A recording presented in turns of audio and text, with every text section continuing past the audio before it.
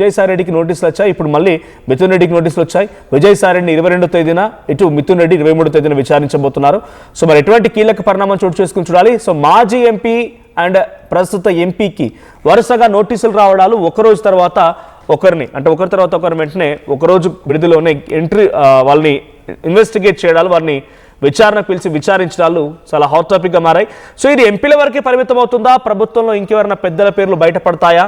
గతంలో రాజ్ కసిరెడ్డి అనేటువంటి వ్యక్తి నుంచి మొదలైనటువంటి ఈ నిర్వాకం కాస్త ఇక్కడ వరకు చేరింది.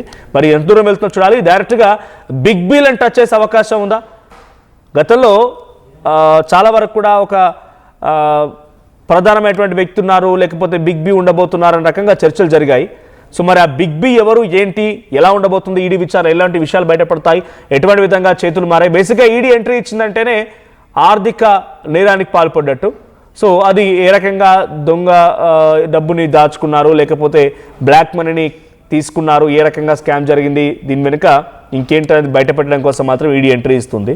సో మరి దీనికి సంబంధించి మరిన్ని అప్డేట్స్తో మా ప్రతినిధి ఏపీ ఇన్పుట్ ఎడిటర్ కృష్ణమోహన్ మరి కాసేపట్లో అందుబాటులోకి వస్తారు.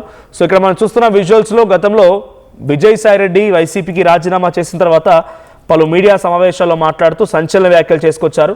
సో నేను డెఫినెట్గా అన్ని విషయాలు బయట పెడతాను, ఎవరిని ఎక్కడ ఉంచాలో నాకు తెలుసు, ఎవరి విషయాలు ఏం జరిగిందని మొత్తం నాకు విషయాలు తెలుసు అన్నట్టుగా